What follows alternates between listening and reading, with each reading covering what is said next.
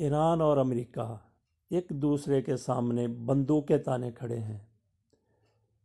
حالات اس نہج پر آ گئے ہیں کہ اگر جنگ نہ ہو ایران اور امریکہ کے درمیان تو اس کو یقیناً معجزہ قرار دیا جائے گا۔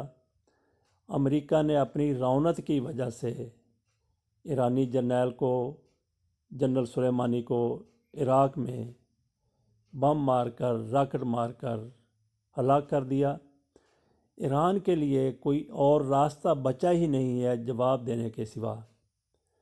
ایران گو امریکہ اور ایران کا کوئی مقابلہ نہیں ہے اسلحہ کو دیکھ کے، ٹیکنالوجی کے دیکھ کے، لیکن ایران بزدلوں کی طرح خاموش رہنے والا نہیں ہے۔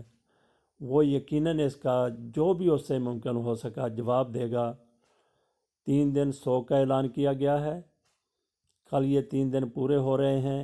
اس کے بعد دیکھیے پھر ایران کیا کرتا ہے۔ اس نے حملوں کا سلسلہ شروع بھی کر دیا ہے۔ عراق میں ان امریکی تنصیبات پر اس کی طرف سے راکٹ فائر کیے گئے ہیں۔ اس کے بعد پھر جنگ کا امکان نظر آ رہا ہے۔ امریکہ کے بحری جہاز خلیج فارس میں موجود ہیں۔ برطانیہ کے 2 بحری بیڑے بھی روانہ ہو چکے ہیں۔ برطانیہ اس نے ہمیشہ امیر کے غریب رشتہ دار کا کردار ادا کیا ہے۔ امریکہ کی صاحب سلامت کے لیے وہ بھاگا بھاگا جدھر بھی موقع ملتا ہے جھوٹ بھی بول دیتا ہے، جیسے ٹونی بلیئر نے جھوٹ بولا تھا عراق کے پاس اسلحہ کے حوالے سے کہ خطرناک ترین اسلحہ عراق کے پاس ہے۔ اب وہ اس کے اوپر پچھتا رہے ہیں اور اپنے بیان کو واپس لے چکے ہیں کہ میں نے یہ غلط بیانی کی تھی۔ تو بہرحال برطانوی حکومت ہمیشہ اس کی طرف سے امریکہ کے پٹھو کا کردار ادا کیا گیا ہے۔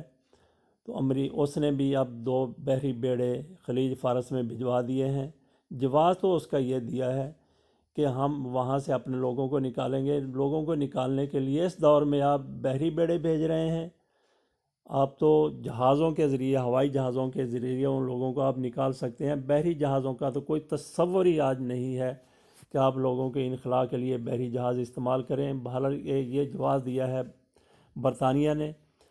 تو ایران بھی خم ٹھونک کے سامنے آ رہا ہے امریکہ کے، اور امریکہ تباہ و برباد کر کے رکھ دینا چاہتا ہے ایران کو، محض اس وجہ سے کہ ایران ایٹمی طاقت بننے جا رہا تھا۔ معاہدہ ہوا، معاہدے کو بھی امریکہ نے پھر یک طرفہ طور پہ معاہدے کی خلاف ورزی کی اور معاہدہ توڑ دیا۔ ایران آج بھی ان کے ساتھ تعاون کرنے کے لیے تیار ہے۔ تو بات ہم نے یہ کی ہے کہ جنگ کا ہونا لازم ہے، جنگ کا ہونا ٹھہر چکا ہے۔ اس میں کون کامیاب ہوتا ہے؟ اگر عام طور پہ لوگ اندازے لگائیں تو وہ یہی کہہ رہے ہیں کہ امریکہ کا مقابلہ ایران نہیں کر سکتا، اور واقعی اسلحہ کے حوالے سے، ٹیکنالوجی کے حوالے سے، فوجوں کے حوالے سے، محل وقوع کے حوالے سے، کیونکہ امریکہ تو ہزاروں میل دور بیٹھا ہے، یہاں پہ اس نے کچھ اپنے اتحادیوں کو متحرک کیا، سمندری حدود میں داخل ہو گیا، اور ان کو ان اتحادی ملکوں کی امداد بھی حاصل ہے، حمایت بھی حاصل ہے۔ جیسا کہ افغانستان میں پورا کا پورا اس کا کنٹرول افغانستان کے اوپر ہے، خلیجی ممالک اس کے ماتحت تو نہیں ہیں لیکن اس کی بات مانتے ہیں، ان کے ساتھ ان کی دوستی ہے، ان کا اتحاد ہے۔ تو اس حوالے سے وہ ایران کے اوپر حملے امریکہ کرنے کی کوشش کرے گا۔ جنگ ہوئی تو پھر کسی بھی حد تک جا سکتا ہے۔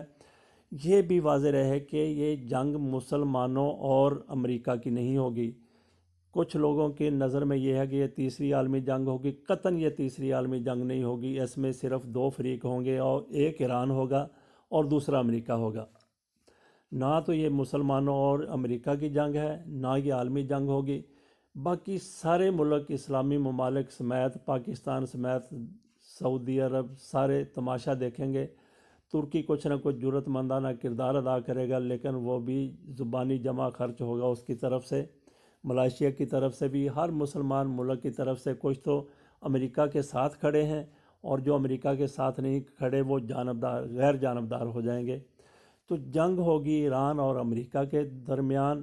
اور اگر اگلی بات کی جائے تو یہ جنگ ہوگی امریکہ اور شیعہ کمیونٹی کے درمیان، شیعہ مسلک کے درمیان۔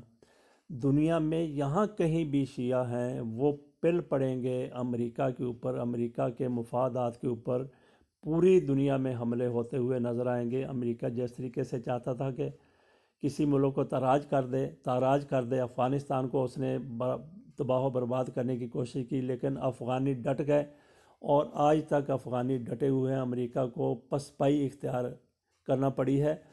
تو ایران میں بھی امریکہ کی یہی صورتحال ہوگی۔ ایران کے اندر امریکہ اس طریقے سے قبضہ نہیں کر سکتا جس طریقے سے افغانستان میں کیا ہوا ہے۔ تو بہرحال جنگ ہوگی، آمنے سامنے ہوگی، ایران جتنی جوگا ہے وہ اس کا مقابلہ کرے گا، لیکن پوری دنیا میں جہاں جہاں بھی شیعہ کمیونٹی بیٹھی ہوئی ہے وہ امریکہ کو تباہ و برباد کرنے کی کوشش کرے گی۔ تو باقی آپ اس کے اوپر افسوس کریں یا جو بھی کریں، مسلمان ممالک سامنے آنے کے لیے قطعاً تیار نہیں ہے۔ اللہ مسلمانوں کا، عالمی انسانیت کا، عالمی سطح کے اوپر پوری انسانیت کا اللہ تعالیٰ تحفظ فرمائے۔ جنگیں تباہ و بربادی لاتی ہیں، لیکن ایران کے لیے اس کے سوا اور کوئی چارہ امریکہ نے چھوڑا ہی نہیں ہے، اپنی رونق کی وجہ سے، کہ وہ امریکہ کو جتنا بھی ممکن ہو سکتا ہے اس کو جواب دے سکے۔